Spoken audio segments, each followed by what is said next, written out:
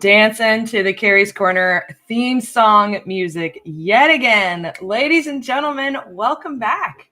We are live. I had to remind myself that I was not live last week. Kari's Corner was not live last week. I was on vacation. So welcome back. Welcome back to Kari's Corner. If you are new here or if you've never been here before, drop your name in the chat. Let us know where you're watching from. We're so excited to have you. Of course, there's Arlene.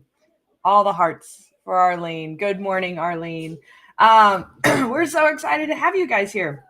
I have a great show packed with all sorts of fun information for you. All the fun information as usual. But of course, we're going to start by talking about announcements. We have to have the announcements first, right? So our announcements, we're going to start with, that's right, Arlene is in the house. I love it. Jamaica's in the house. I was close to Jamaica last week, closer than I am now anyway. But anyway, our recruiting team is scheduling interviews right now. So for those of you who, if you're out there and you haven't applied yet, you don't have a job yet, you're just shopping around, we are currently scheduling interviews for the largest Catholic healthcare employer in the United States, the largest Catholic healthcare employer in the United States. And that is a company called Common Spirit. If you pass the NCLEX RN exam and you're interested in working as a nurse in the United States, Common Spirit is a wonderful healthcare employer that we are happy to partner with, excited to partner with. So our recruitment team is excited to get those interviews going. So be on the lookout for that. Sign up for those interviews if you're interested. This is I have a saying, and it is never turn down an interview. Never turn down an interview. And the reason being is because you can, it's practice, right? Any opportunity to practice. So whether you take the balls in your court on whether if they offer you a position, you don't have to take it. It's fine. Okay. Arlene, when I'm in Jamaica, I promise I will come visit you when I'm in Jamaica. I was in the Dominican Republic. So that would have been another flight, a little bit more of another flight to go see you in Jamaica. But if I'm in Jamaica, Arlene, you will get an email from me. I promise you that. And I want some of that Jamaican jerk chicken.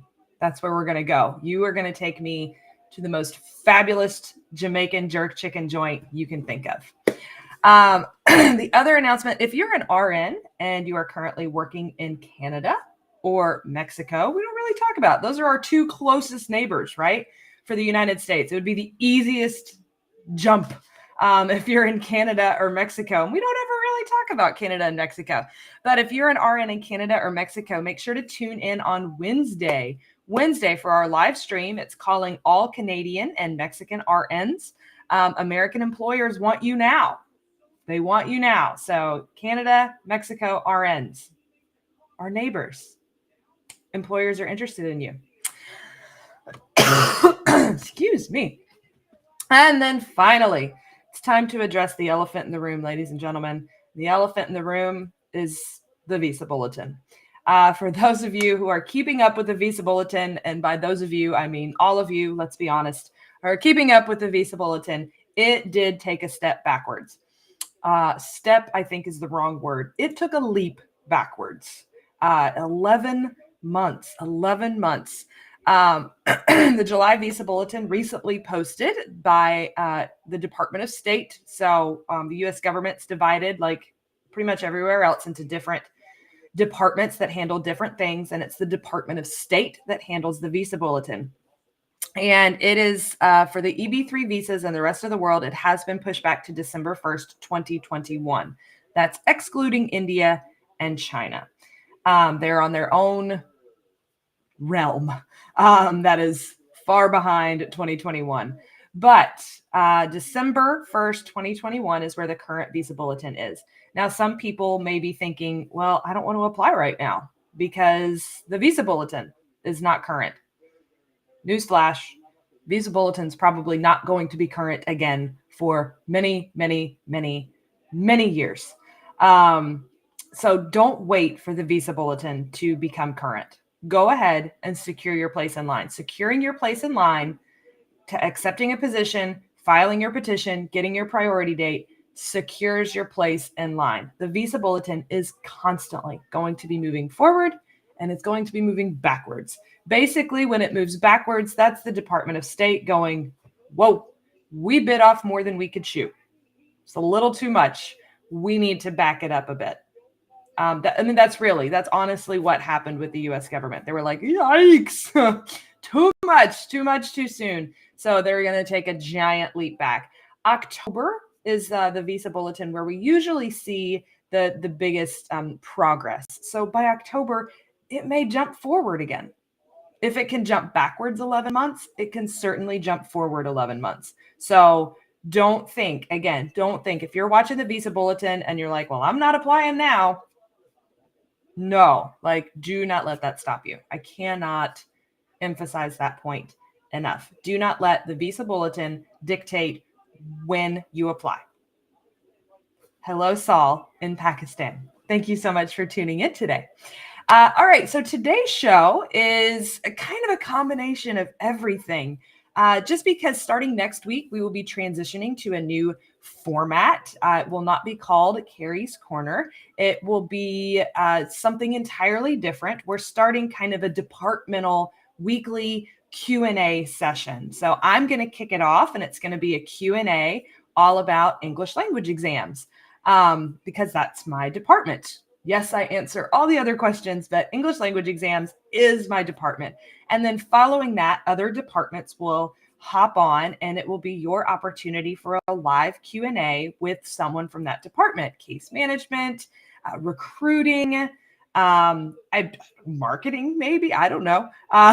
They may hop on for a Q&A. Our marketing team is super knowledgeable. But it's going to be a great opportunity. It will still be a wonderful opportunity for you to log in and ask questions that you have about your immigration journey. So starting next week, look for that live Q&A session, the departmental Q&A session. I think it's called the Thursday Q&A. It might be the title we're going with. Stay tuned for Tracy's nodding his head in the background. Thursday Q&A. So a great opportunity to ask those questions that you may have. All right, so today, what am I talking about today? Well, today I'm talking about the NCLEX. So for those of you who have not taken the NCLEX yet, I'll be talking about that.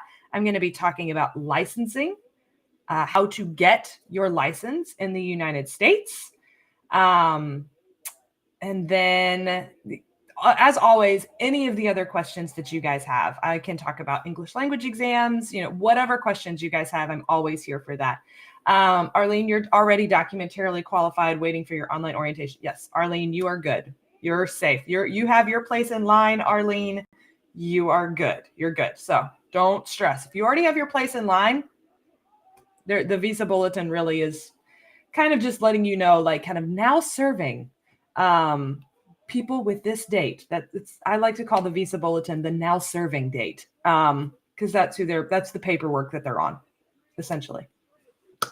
So we're talking about today? We're talking about licensure, and if you're taking the NCLEX, what state to take the NCLEX in. And I'm also here for any other questions that you guys may have. If you want to pop those in the chat, I will answer those live right here on the spot for you. So when you're signing up to take the NCLEX, I am not an NCLEX preparation coach. I have never taken the NCLEX. I know lots of people who have taken and passed the NCLEX, but I definitely am not someone who could even begin to coach you on taking the NCLEX. I can talk about test anxiety. I can talk about, ways to kind of mentally prepare yourself to go into a test. But let me go ahead and preface this with, I am not an NCLEX coach. I cannot coach you on how to take that test. No nursing experience. But what I can tell you how to apply for the NCLEX, what states are best to take the NCLEX through, and the current processing times for those states as far as if you're applying for your license. So, no interviews for med lab techs. Tracy, can I get a yes or a no? Yes, we do. We do have interviews for med lab techs. Yes, absolutely. Please apply. Emmanuel, I'm getting a yes on the back end of that. Yes, we do have interview for medical technologist. please apply. Emmanuel, go over to healthstaff.org and click that beautiful blue apply now button. So the first state that I'm going to tell you guys about, and if you're looking to take your NCLEX, is Connecticut. Weird, right? Most people don't even know Connecticut exists. It is not a popular state. I would tell you the most common states that I see would be Texas and New York. Those would be the most common states that I see that nurses go through. And those are great options. They are. But to be completely honest, Texas is not even on my top 5 list. But Texas is a very common one. But Connecticut is a great opportunity. It does not require an English exam. It does not require a social security number. And those are the two things that you want to look for. Those are the two big, English exam, not a big deal. You can go ahead and take your English exam. It's not going to hurt. You have to have it anyway, right? So don't determine whether or not you're going to take your NCLEX or what state you're going to take the NCLEX through based on the English exam requirements. But usually, for some reason, English exam and Social Security go hand in hand. States that require an English exam also require a Social Security number. So those things go hand in hand. Hello in Egypt. Thank you so much for watching. But Connecticut is the number 1 state on the list. I put that as number 1 just because it's probably the most unheard of. I see it rarely, but it's a great state to go through as far as they have a super easy licensing process. There's not a lot of hoops you have to jump through. Their Board of Nursing is very responsive, which is huge. If you have questions in regards to your license, the Connecticut Board of Nursing is extremely responsive. So Connecticut is a great option. Their current processing time and when I say processing time, because this is going to be true for all the states that I talk about, when I say processing time, that means when they have all of your information. Like they can't start your process until they've received, you have to apply, right? You have to go on their website and you have to apply for your license. They have to receive, there's certain documents that they will have to receive, like a criminal background check is oftentimes one of them, your NCLEX scores, they're going to be waiting for those. But Connecticut is a 2 to 4 week processing time, and they'll start your processing once your application is complete. Every state does their processing through an online portal. So everything is handled online. You shouldn't have to be mailing any documents. So no snail mail or And the next state, I don't see this state a lot, even though it's one of the biggest states in the United States. That would be Montana. Montana is another fantastic state to go through, and I cannot say enough kind words about the Montana Board of Nursing. They are so ready and willing to work with you as an international nurse. They are so kind, they are so patient, and they are truly wonderful, because you have to remember, throughout your licensing department, there's some places, usually maybe they'll have one licensure specialist that focuses on immigration. So foreign educated nurses is what they call you, foreign educated nurses. Some licensing departments will have one person that specializes in that, and you have to wait for that one person to get to your application, which is so crazy. But in Montana, they are a great team and they work really, really well together. So you don't just have to go necessarily through one person to look at your application. So Montana's processing time is around 30 days right now. That's about a month once they receive all of your documentation. Again, no social security number required and no English exam required. So Montana is truly fantastic. There are no interviews yet. It's been 2 months. Your ASPS and visa screen certificate available. My advice to you, Emmanuel, would be to reach out directly to our director of recruiting, because he has specifically told me that I can use his name and his email on my show. His name is Brian Simpson. Is that one right? Brian Simpson? We have 2 Brians. No, it's not Simpson. It's Brian. Hold on. Where is it? Barry. Brian Barry. Yep, Brian Barry. Brian Simpson works with our account management team, so please don't email Brian. He will be very, very confused, and I will have to explain to him. He's very nice as well, so Brian Simpson would probably just forward it to Brian Barry. But Brian Barry is the director of our recruiting office, and my brain's still on vacation, guys. I apologize. But Brian Barry, Emmanuel, is who I would suggest you reach out to. I think it's just bbarry@healthstaff.org. I'm pretty sure Tracy's probably putting that in the chat for you right now, Emmanuel.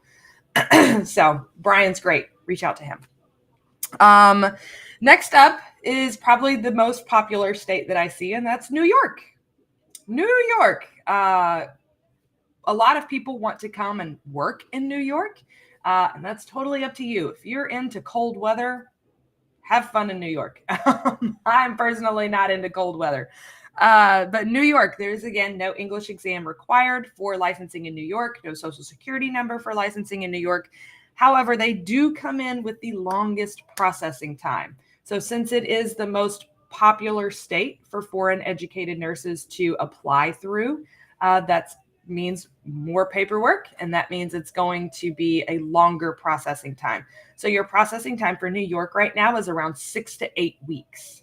6 to 8 weeks for a New York license. So make sure if you apply to New York and you decide, to take your NCLEX and your license through the state of New York, that's fine. You're just going to have a longer processing time. So if you're in a rush, New York is not your best option.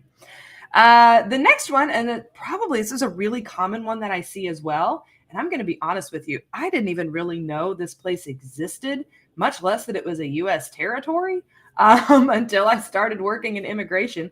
The Northern Mariana Islands. Northern Mariana Islands. I had to look up. I remember the first time I see this, and this just goes to show you how oblivious I was. But in our system, it's abbreviated NMI. And I just thought people were labeling New Mexico incorrectly. I was like, why people, you can't get your license through New Mexico, first of all, unless you have a social security card. So I was like, all these people already have social security cards? What's going on? No, that would be the Northern Mariana Islands, which, if you're wondering where that is, on a map, it is smack between Honolulu and Sydney. So definitely closer to our Pacific Island friends. So Northern Mariana Islands, also a great option. They have the fastest processing time. 1 to 2 weeks is what they're working with right now. So Northern Mariana Islands, not New Mexico. Fun fact. That's your fun fact for today. Let's see. Hello, interested from Ghana. Hey, we have a lot from Ghana. Great. We love Ghana. We've been to Ghana. So very, very appreciative of our nurses from Ghana. Patrick, tell us more about what you're interested in. If you've passed the NCLEX, what's your nursing experience, all that kind of fun stuff. But I love to hear that you're interested. And then finally, rounding up our list, we have South Dakota. South Dakota. I'm not going to say that I don't see a ton of nurses placed in South Dakota. I can't imagine there would be a lot of traffic in South Dakota.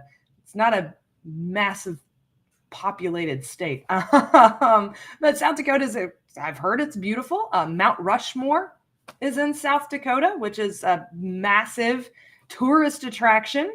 So Mount Rushmore is where we have our founding fathers' faces carved into the mountain. Again, something I've never seen. I live in the United States. I've never seen Mount Rushmore. But again, no English exam and no social is required for South Dakota. And their processing time is around 3 to 5 weeks. 3 to 5 weeks for South Dakota. So, I mean, absolutely. If you have not looked at any of these states, so if you are preparing to take the NCLEX, these are the top 5 states that Worldwide recommends right now. Northern Mariana Islands have the shortest processing time. And all of the states that I just mentioned, or territories in Northern Mariana Islands, all of the places I just mentioned do not require an English exam. They do not require a valid visa screen to apply. They do not require a social security number to apply. All of those things are true for those places. They require kind of the least amount of documentation. How about Maryland? Is an English exam required? So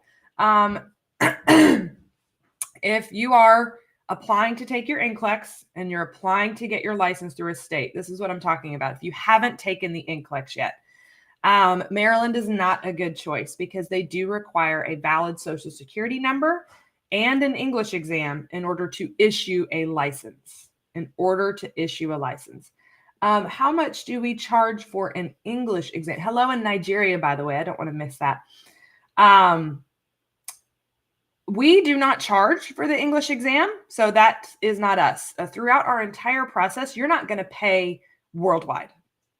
No, when you pay for your visa screen, you pay through CGFNS, or Joseph Silney, whoever you go through. When you pay to take your English exam, you're going to pay Pearson, the OET, the IELTS, the TOEFL, the MET. You're going to pay them, not us. So we do not have our own English language exam. Don't put that out in the universe. I don't want them having me do that. Don't put that out there. No, all of those English exams, you will sign up and pay directly on the website. Okay, hopefully. The cheapest English language exam, Timothy, is the MET. That's the Michigan English test. It's around, I think it's $185, $180, $185. Between that and $200.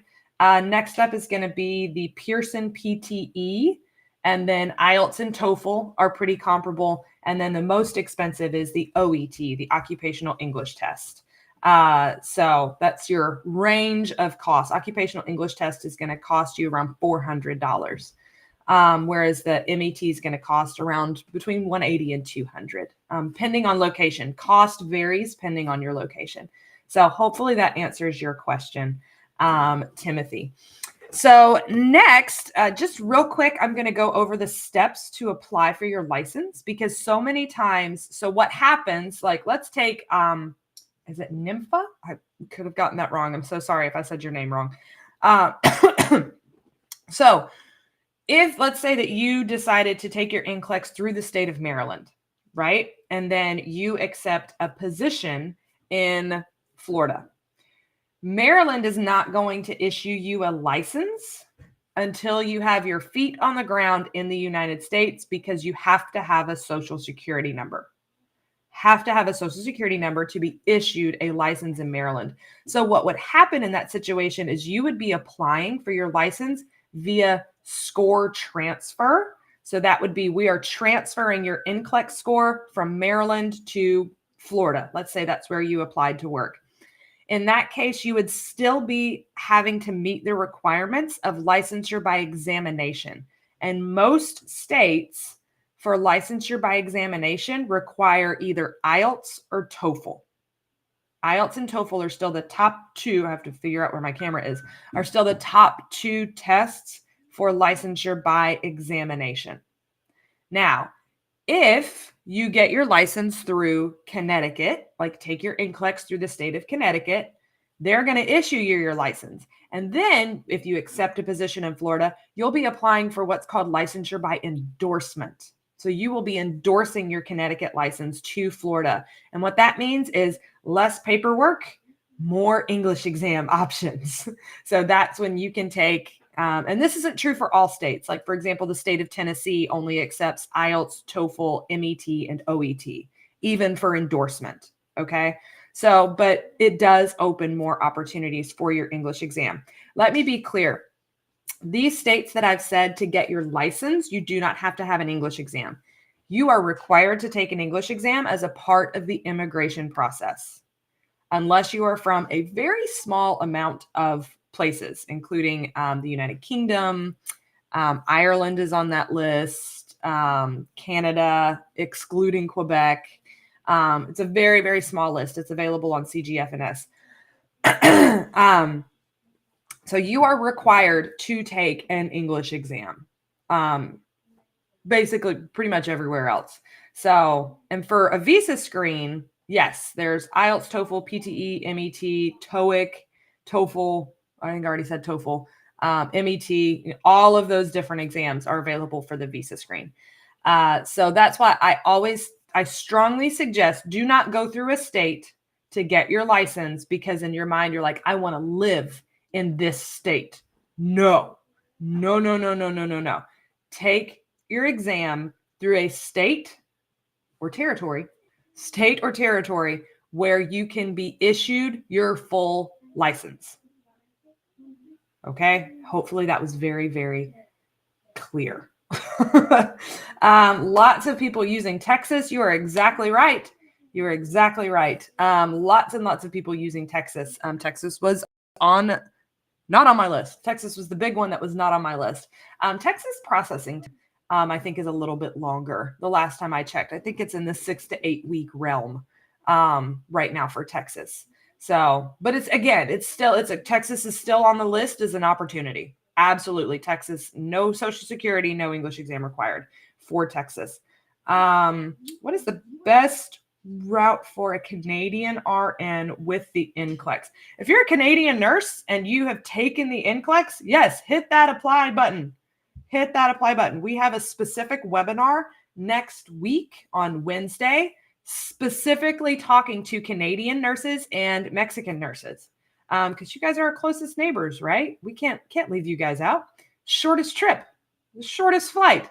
So yes, there's a specific webinar, Dion, next week on Wednesday. Make sure you check that out, but it doesn't hurt to go ahead and get your application in. Definitely doesn't hurt, especially if you were already an RN and you've already taken the NCLEX. Get your application in. Go ahead and apply. Driver with...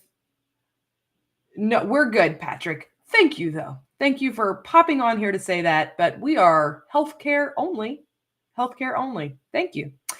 All right. So the steps again to taking your NCLEX. Number one is you want to apply to the Board of Nursing of your choice. So you have to apply to the Board of Nursing first. A lot of people forget. You think you can just go on to Pearson VUE and take the NCLEX. No. You have to apply with a Board of Nursing. And remember, you want to apply to a Board of Nursing that doesn't require a Social Security card. That's the number one thing you want to look for. No Social Security. If you have a question on whether or not they require Social Security, you're welcome to email me. Happy to answer that question. Step two is after you have applied to the Board of Nursing, then you apply to Pearson VUE. You go online to Pearson VUE, and after that, you're going to be waiting for what we shorten to ATT, which again, when I first started working, I thought they were talking about AT&T, which is a cell phone company. Nope. ATT is approval to test. Approval to test. So that means that Pearson VUE has cleared you and your Board of Nursing is like on board and they'll be waiting for your NCLEX scores. So you have your approval to test via Pearson VUE and the Board of Nursing. They have approved you to take the NCLEX. And now it's 100% on you to take and pass the approval to test. You cannot register to take your test until you have the approval to test. Okay? Cannot register to take the test until you have your ATT or approval to test. Once you have that approval, you schedule and take the NCLEX. Schedule and take the NCLEX. So if you, for some reason, if you take the NCLEX and you do not pass the first time, yes, those scores are going to be sent directly to the Board of Nursing where you applied. Your application stays live in the nursing portal for 1 year.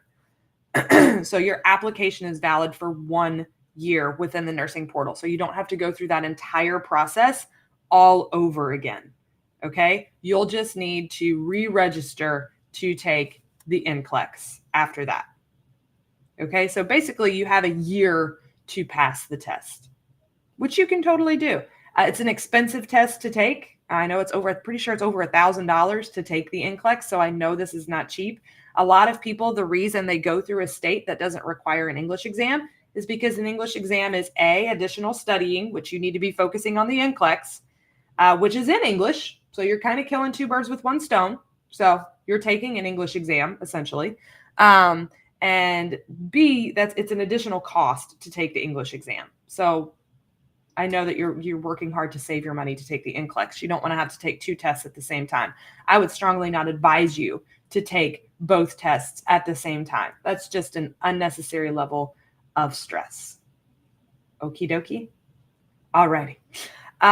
So let's see if there are questions out there. I see Dion has asked a question. If you're an RN and working in a particular area but interested in transferring to a different area, do they offer training?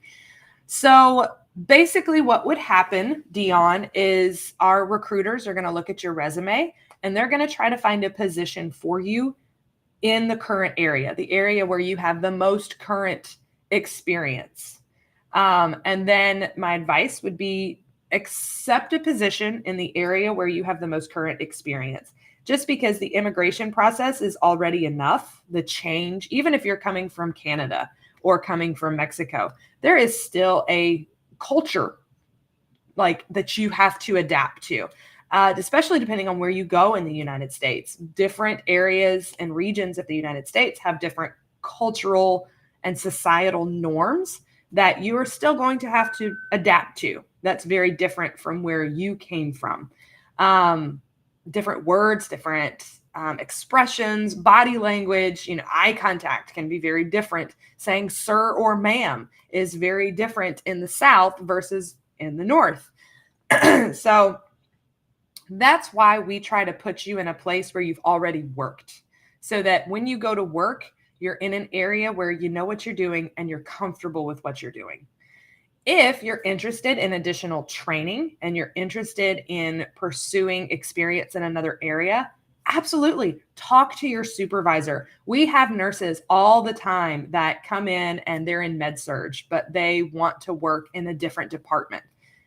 It happens. So you just have to communicate with your employer, with your supervisor. Hey, happy to be working here. However, I'm interested in working in this department. So that happens once you get to your official site and begin working. That's not something you want to start doing now. But because the immigration process does take a while, it takes 2 years, you can, because we require an updated resume every 6 months. Your employer requires an updated resume every 6 months. And the reason we require that is because your employer requires you to continue bedside experience, continue working. So you have 2 years. You can already speak to your current employer and talk about, hey, I really want to get experience in this department, and add that to your resume. Anytime you have gained additional experience, additional training, you've worked in a different department, update your resume and share it with your case manager. Share it with recruiting. If you already have an accepted position, share it with your case manager. If you're still going through the process and you've updated your resume, go online, share it with your recruiter. Okay? Anytime you have additional experience, update your resume. That's so important. It's the only way your employer knows. And we do require you to do that every 6 months anyway. Arlene just updated her resume. Very good, Arlene. Very good. A mental health nurse from the UK registered with the Kentucky Board of Nursing.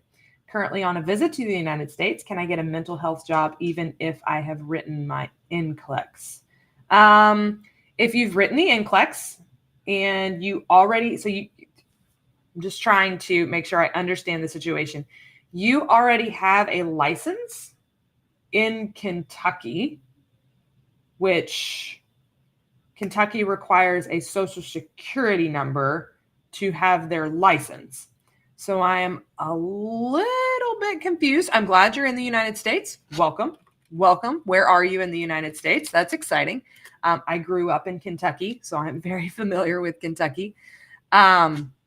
Kentucky does not require a social security number to initiate their application. So have you initiated your application? But in order to issue a license, Kentucky requires a social security number. So that's lots of questions around that. And in order for me to answer your question, I have to answer a question with a question, which I hate doing. But yes, and it also depends on your current visa. That's very true as well. Thank you. Thank you, Tracy. So can you get a mental health job even if you have written your NCLEX? Yeah. If you've taken the NCLEX and you have a license, which means you already have your social security card, which means you have your green card, then yes. That's why I'm a little confused. Have you applied for your Kentucky license, or do you have your Kentucky license? Because again, like I said, if you have that, that means you have a Social Security card, which means you're already a permanent resident of the United States. Like you're considered the permanent resident. You have your green card. So lots and lots of questions. Lots of questions. For your question, lots of questions with your question. And if there are any other questions out there, I'm just trying to think if there's anything that I did not get to touch on this week or talk about this week. Any questions? But next week is a Q&A. Next week is a live Q&A with the English exam. So if you are tuning in, if you're tuning in now, if you're watching later, make sure you tune in next week for a live Q&A. A live Q&A. We all love a good live Q&A. So I think that's going to wrap it up for this week if there are no other questions out there. If you have not yet applied with Worldwide, make sure you log in, go to healthstaff.org, and you're welcome to send your resume or CV for consideration at our website, and one of our recruiters will reach out to you. It might take some time. We get a lot of resumes. So it might take a little bit of time, but we do welcome your application. We welcome you to apply. And again, do not let the visa bulletin dictate whether or not you apply, because you need to get your spot in line. If working as a nurse in the United States is your goal, you need to reserve your spot in line today. Thank you so much for joining us and stumbling into Kari's Corner. I'm so happy that you are here. See you next week, not for Kari's Corner, but for a live Q&A. And special shout out today to Tracy. He is the man behind the magic. He is the reason that this show is so successful. Just wanted to give a special thank you to Tracy today for everything that he does and everything that he is. So special shout out to Tracy today. Of course, when I'm saying goodbye, that's when all the questions come. You guys, I'll answer a couple. I'm a healthcare assistant in Nigeria. All right, so CNA, that's a long line. I'm just going to be honest with you. That is a very, very, very long line. Very long line. You can add, but I don't even think we're like hiring for CNAs right now. So we do not have any of those positions. Cannot answer your question, Dion, of how much they pay in New York, because what they pay in New York City is going to be very different than what they pay in Buffalo. Depends on where in New York you want to be. But you are welcome. You can Google that. You can just say average salary of an RN in the state of New York. That's it. That's an easy Google, but you're going to have to remember New York City. Please take into consideration. Don't just look at that paycheck. Look at cost of living. Cost of living is very important when you're looking at your salary. So don't just see big numbers and go, yay, it's expensive to live in New York City. I couldn't afford to live in New York City. It is crazy.